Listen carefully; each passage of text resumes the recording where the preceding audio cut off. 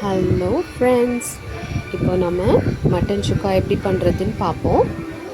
அதுக்கு நம்ம first pan அடுப்பில் வச்சுட்டு இருக்கிற ஸ்பைசஸ் கசகசா, பட்டை, கிராம்பு எல்லாத்தையும் போட்டு நல்லா வணக்கணும். அதுக்கப்புறம் தேவையான 2 ஆனியன் கட் பண்ணியிருக்கேன் 1/2 kg மட்டனுக்கு. ஸோ அதை என்ன பண்ணணுன்னா நல்லா ஃப்ரை பண்ண விடணும். ஃப்ரை பண்ணதுக்கப்புறம் என்ன பண்ணணும்னா நம்ம கொஞ்சம் சால்ட் ஆட் பண்ணுறோம். சால்ட் எதுக்கு ஆட் பண்ணுறோன்னா அதை நல்லா ஃப்ரை பண்ண வைக்கிறதுக்கு தான் ஃபாஸ்ட்டாக. அப்புறம் ஒரு மிக்ஸி ஜார் எடுக்கணும். நம்ம மிக்ஸி ஜாரில் கொஞ்சம் கேஷ்யூஸ், முந்திரி பருப்பு, கொஞ்சம் கசகசா, அப்புறம் நம்ம வெட்டி வச்சுருக்கிற 2 தக்காளி கட் பண்ணி சும்மா ஸ்லைஸ் பண்ணி போட்டுக்கிறலாம். போட்டதுக்கப்புறம் நல்ல பெரிய தக்காளியை எடுத்துக்கோங்க. இப்போ தான் கொஞ்சம் டேஸ்ட் நல்லாயிருக்கும். இதை நல்லா அரைச்சிட்டு வந்துடுவோம்.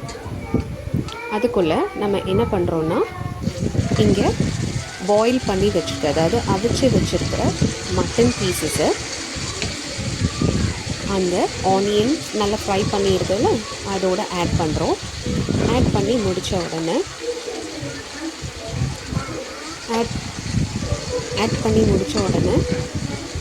அதை நல்லா டீப் ஃப்ரை பண்ணணும்.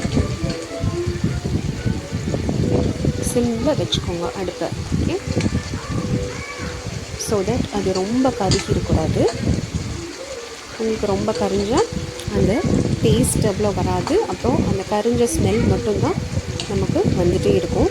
ஸோ என்ன பண்ணுறோம், அதை நல்லா மிக்ஸ் பண்ணி விட்டுக்கிறோம். மிக்ஸ் பண்ணி விட்டதுக்கப்புறம்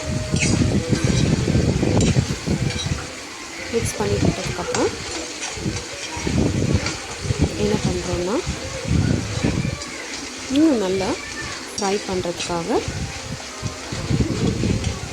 மிக்ஸ் பண்ணிகிட்டே இருங்க. அதை கிண்டி விட்டுட்டே இருங்க.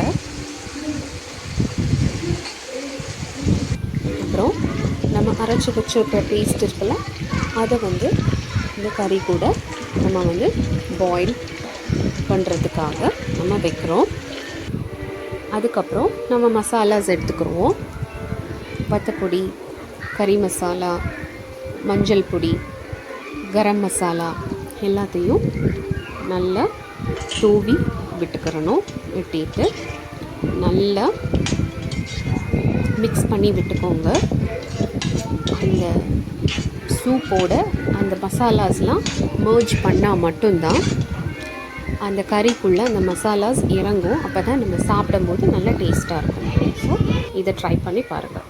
தேங்க்யூ.